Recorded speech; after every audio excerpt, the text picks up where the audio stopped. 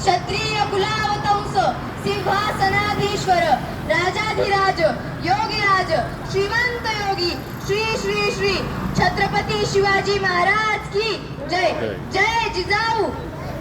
छत्रपती शिवाजी महाराजांच्या पदस्पर्शाने पावन झालेल्या या भूमीत मला माझे मनोगत व्यक्त करण्याची संधी दिली याबद्दल आयोजकांचे मनपूर्वक आभार.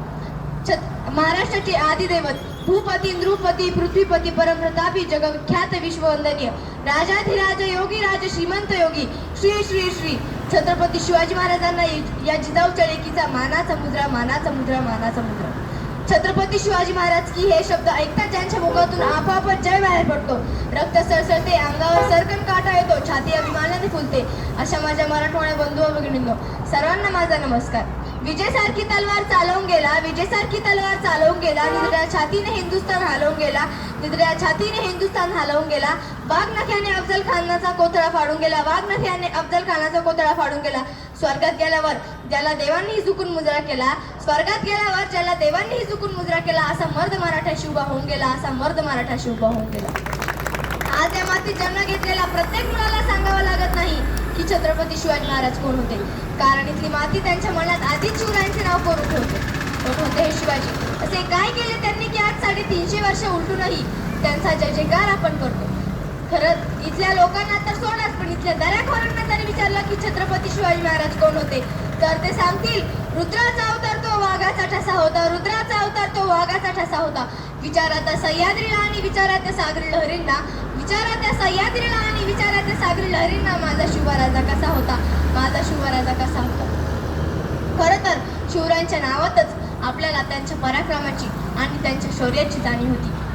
छत्तीस हत्तीचे बळ असणारा, त्रस्तमोगलांना करणारा, परत न फिरणारा, तिन्ही लोकी जाणणारा, शिस्तप्रिय, वाणिज्य तेज, जिजाऊंचा पुत्र, महाराष्ट्राची शान, हार न मानणारा, राज्याचे हितचिंतक, जनतेचा राजा म्हणजेच की छत्रपती शिवाजी महाराज. कोणे एकेकाळी आम्हाला जनावरांसारखं वागवलं जात होतं, कोणे एकेकाळी आम्हाला जनावरांसारखं वागवलं जात होतं.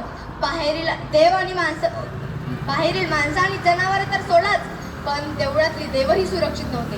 पण त्या काळोखातही सोन्याचा दिवस उगवला. तो दिवस म्हणजे 19 फेब्रुवारी 1660. जिजाऊंची पुण्याई फळाला आली, जिजाऊंची पुण्याई फळाला आली आणि जिजाऊंच्या पोटी शुभाचा जन्म झाला. जनतेचा पोशिंदा जन्मला, जनतेचा पोशिंदा जन्मला, अरे माझा राजा शुभा जन्मला, अरे माझा राजा शुभा जन्मला. दीनदलितांचा कैवारी जन्मला, दृष्टांचा संवारी जन्मला, अरे माझा राजा शुभा जन्मला, अरे माझा राजा शुभा जन्मला. खरं तर हा जन्म केवळ एका बालकाचा नव्हता, तर हा जन्म होता एका रयतेच्या राजाचा. राजमाता जिजाऊंनी बाळशुभांना सांगितले, शुभा, याच मुघलांनी आपल्या माणसांचा घात केला आहे, याच मुघलांनी आपल्या माणसाचा घात केला आहे. आता थांबायचं नाही. मग जिजाऊंचं हे बोलणं ऐकून शिवरायांच्या मनात क्रांतीची मशाल पेटली आणि अवघ्या 16व्या वर्षी शिवरायांनी रायरेश्वराच्या मंदिरात स्वराज्य स्थापनेची शपथ घेतली. तोरणागड जिंकून स्वराज्याचे तोरण बांधले. शिवाजी महाराजांनी इतिहास घडवला.